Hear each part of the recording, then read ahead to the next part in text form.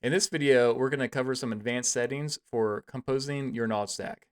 After you add your documents and you're ready to compose, if you look at the very bottom, there's a button that says Compose Settings.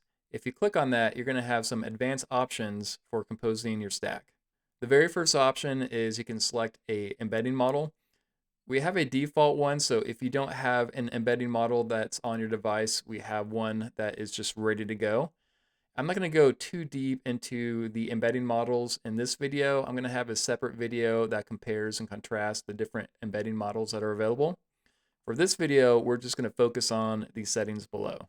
You have the options to change the chunking method from either recursive or sentence, how many characters are overlapping, which is only really available if the chunking method is recursive.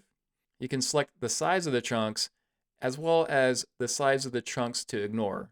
In essence, chunk sizes to ignore would be ones that are just really small, and providing it to the model may confuse the model, and the model could provide bad results, bad responses due to being polluted by these smaller chunk sizes. And I want to show you how these different settings impacts the chunks that are created. And for that, I've already created some examples that we see on the left. So how about we go through these?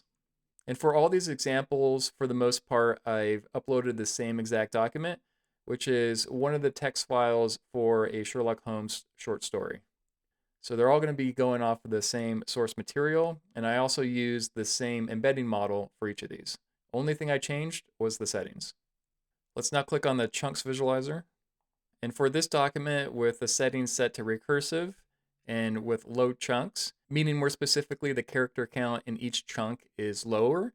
So what we're going to expect is that we're going to have a higher count of total chunks when comparing this low setting versus the high setting.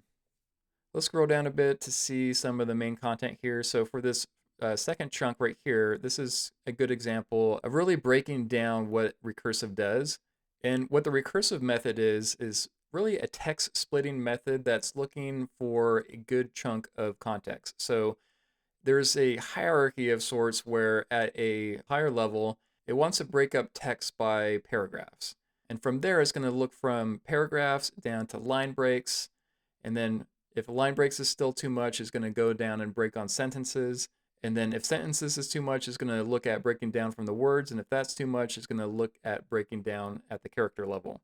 So it's really that hierarchy, starting out big and then narrowing it down in order to maintain a chunk size according to the settings that we've set.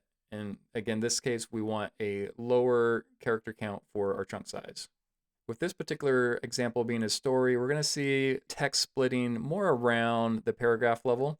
And so this paragraph is a little too big, and it looks like it decided to break this last sentence in half. And then if we go to the next one, we see the remainder of the paragraph provided, and it's flowing into the next paragraph, where again, that was a little too big. That's kind of a long paragraph, so it split that one in half. So we kind of get an idea of how it's splitting at a recursive level. And again, in this low character count, we are seeing more tighter paragraphs, and we have a total chunks of 618. So let's go and take a look at the higher chunk size setting. So we're going to look at recursive high and then click on the chunks visualizer. And then in here, we see far less chunks. We see 77 chunks in here.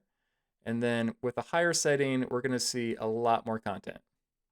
So you might be thinking to yourself, well, maybe this is a good thing that the chunks are so big, because of course, if there's big chunks, then you could assume that there's going to be a lot more context housed within these chunks.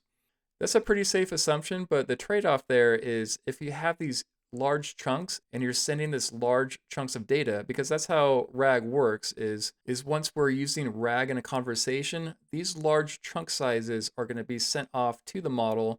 And if you're using an online model that you're paying for, and that's going to cost you in terms of token allotments that you have with sending all this large amount of context.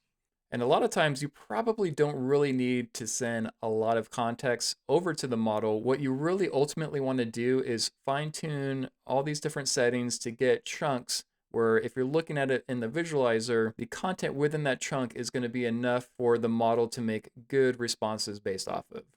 So you don't want to send too much, and oftentimes you don't want to send too little. You want to find that Goldilocks area of just the right amount of chunks that you're going to be sending over to the model. Let's take a look at the next example. I want to show the difference between overlap high and overlap low. With this overlap, I have it set to a custom value of 200 characters. And let's take a look again at the chunks visualizer for this example, and then scroll down a bit. And with overlapping, if we look at a chunk, let's use chunk 2, we see this orange shaded text, and if we scroll down, we see the purple shaded text. So what we see here is we have this overlapping text between the end of chunk 1, which you can see in the purple, and then the beginning of chunk 2, which you can see in the orange. So why the overlap? Why might that be useful? Well, overlapping is considered important because it helps models with context continuity. For example, let's scroll down a little bit, and then we see these two chunks right here. So this is chunk 2 and then chunk 3. For example, if the chunk just started right here where it says, when my way led me through Baker Street, well, what is the context of that? Are we losing out some context if we're just starting the chunk right here? Well, if you look at this example, yeah, because with this bit of information that we have before, where it's talking about my former friend and companion and one night and on this particular date, this little bit of information does provide us more kind of meaningful context going into this chunk. So if it provides me as a human more context and kind of sets the stage a little better, think of it in the same way as for the model. The model is going to be able to see a little more context leading into this chunk, and it's going to be able to provide better responses because of that. Another way to show this too is if you click on this button that says hide overlaps, it's going to remove that overlapping context that's provided. And now we're just going to start the sentence where it says, when my way led me through Baker Street. Okay, well, there's probably more information before this, right? Because clearly this is at the end of a sentence. So what comes before that? Again, with this added context, we know it's a night. We know it's the 20th March on this particular year of 1888, and they're returning from a journey to see a patient. Oh, so a patient. So now I know that this person is probably a doctor. I know what the date is. I know what the year is. So I can kind of glean some more information about that time period and that time of year. And I also know it's at night. I have more meaningful context because of this. And at the top, if we look at the number of chunks, because we're adding this bigger overlap, we're going to expect that there's going to be more chunks. So the trade-off here is there's going to be more chunks. There's going to be a higher character count within each chunk, but we're getting the added benefit of more context. And again, this all goes into trying to find the Goldilocks settings you're text splitting for creating chunks as context that are sent to your models. So now let's take a look at the chunks visualizer when the overlap setting is set to low. So here right away, we see that there's less chunks. There's 307. When it was at the high setting, it was 340. So we see less chunks because there's going to be less overlap. Let's scroll down a bit and take a look. Okay, so here we have a little bit of overlap, but does this overlap make sense? Is it going to provide any type of good context continuity for the model? In this particular example, possibly, because we're minimizing the overlap, and at the end of this one and the beginning of this one, I could see that we're in the study. So there's at least a context of some kind of setting. We know where we are, which is a study. So in this particular case, yeah, maybe that is helpful, but I'm sure if we scroll down, and probably just to this next one here, this overlap where it says notice but, ice but, well, that's not going to be a lot of good context continuity there. So if we're expecting for an overlap to provide some valuable context, this one ain't going to do it. All right, let's X out of this one. And the next thing I want to show you is sentence. So in terms of how we have it in Msty today, we do single sentence splitting. There is a text splitting method where you could do multi-sentences, but that's not currently supported in Msty. And right now it's all going to be single sentence splitting. Let's take a look at what that looks like. So let's go take a look at the chunks visualizer and then scroll down past this. So you could imagine what splitting text by sentences is going to do. Really what the model is going to look for is what ends a sentence. Is it a period? Is it an exclamation point? Is it a question mark?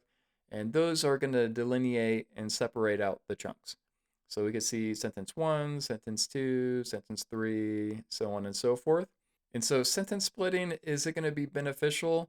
Well, maybe not in this particular example when we're looking at a novel and in a novel, context really matters. The surrounding sentences matter for the context. The surrounding paragraphs matter for the context. So if you're looking to compose something that's more of a story, then sentence splitting probably isn't really the best option. But there are many use cases where you actually might want to and prefer to split by sentences. And let's take an example of what that might look like, a better example. I'm going to X out of this and then go over to the sentence one. And in this example right here, I have a scientific paper that I loaded up. Let's go to the chunks visualizer and take a look at what we have here. So where splitting by sentences can really make sense are things where context is self-contained within a sentence. And these are going to be things that are a lot more factual in nature, such as this scientific paper I have loaded here. Other examples could be like frequently asked questions, where there's really only one answer for a question, and that answer is probably not going to change. There's not a lot of minutia in there, but it's very concrete. So taking a look at this, we see some very self-contained sentences, like the speed of light in the vacuum is this quick, or carbon has an atomic number of this and contains this amount of protons in its nucleus. So these are extremely factual. And to look at this in another way, let's click on the Open Console and let's ask a question, a factual question where we expect to see one particular answer. For example, here in chunk 4, I see the melting point of pure gold. So let's just ask that. What is the melting point of pure gold? And then let's alter the settings and just look at the highest. Okay, let's collapse that back down, and we see that provided one result. Imagine asking this question to a model. It's going to get this context, and it's going to spit back that exact answer where it's 1064 Celsius or 1947 degrees Fahrenheit. And that is how you can work with these compose settings. Again, the goal really is to find that Goldilocks without the chunks being too big, which can blow through your token allotment, or without the chunks being too small, which may not be providing the best context to the models.